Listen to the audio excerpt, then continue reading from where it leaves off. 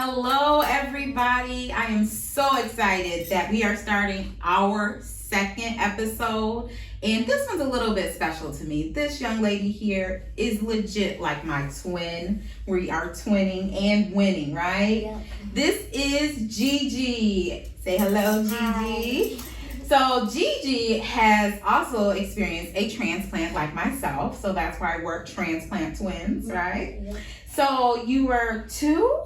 Yeah, I was too young. Yeah. Wow. Kudos to you, girlfriend. High five.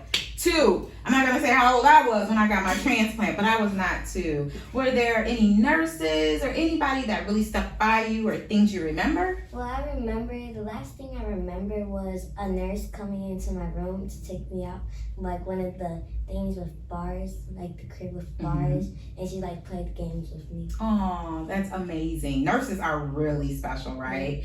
But we do have another person that was kind of ride or die with you behind you. So your mom. Yeah. So tell us a little bit of what exactly and why she had to have the transplant. GiGi was born with sickle cell beta thallus, which is the most severe form of sickle cell.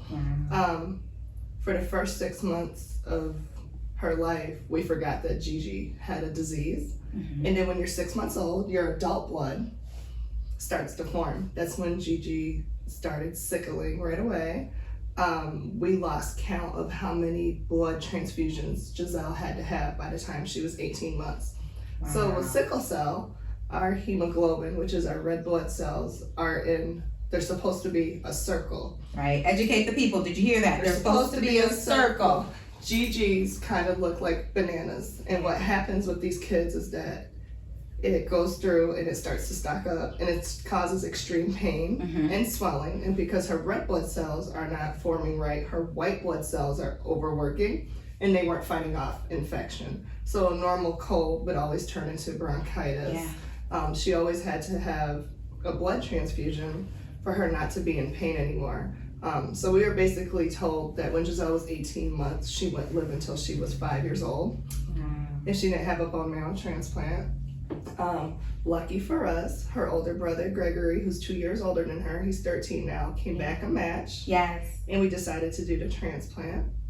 What was supposed to be a 4-week stay at American Family Children's Hospital turned into a 9-month stay. GiGi, my pretty little princess, came down with renal occlusive disease. So basically her bilirubin in her liver went into the high teens, got up to 16.8 a week before Thanksgiving in 2011. They told me my baby was dying and there was nothing they can do for her. They wanted to fly us to Minnesota for an experimental drug. Wow. But me being the mommy that I am, I was like, what's the name of the drug and what would you give her here? Right. Back then they wanted to try defibrotide. And in Madison, they had a drug called, I think it was TPA or something like that. When I looked at them both, I realized she could bleed out from either medicine. Jerry has So, confusion. Gosh. Since she could bleed out from either medicine, I chose to stay in Madison because I honestly believe they loved GiGi as their own.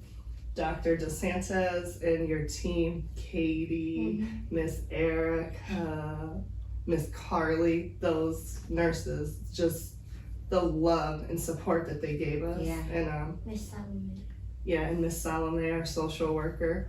You know, I needed people besides my family to be there and help us do that. And GiGi's our miracle baby because Definitely. you know, we had the peds ICU doctor come down because GiGi looked pregnant. It was crazy how extended because of the bilirubin. Yeah. And he took her into emergency surgery, and I believe that when he drained all that liquid, that allowed the medicine to start attacking her liver. And yeah, Look at you. 9 years later. 9 years later. So they said only 18 months, but you're still standing. You're a survivor, a Supergirl, a superhero. That's amazing. So with transplants, a lot of people think like it's one and done. you get it and then you're done. But Sister Girl, we'll tell them, right? It's not that way. You still have to still stand and survive.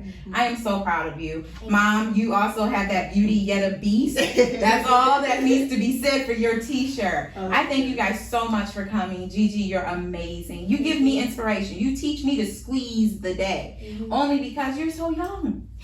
You know, you are young and beautiful. What do you want to be when you grow up? I want to be a veterinarian. Ooh, watch out, guys. If you have those dogs and cats, she's coming for it. She's going to help you. Well, I definitely appreciate you coming. I know you didn't know, but you get an award, sweetheart. Thank you. You are still standing Survivor Showcase 2020. Alicia shares her keys. I present you with this, okay? You always keep that. When someone tries to tell you that you're not great or that you don't have what it takes, you tell them you're a superhero, okay?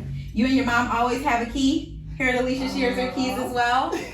I love you guys and I appreciate you coming. Always feel free to come back to the lemonade stand, and even you tell them, Gigi, what do we do when we say bye? Squeeze the day. Bye.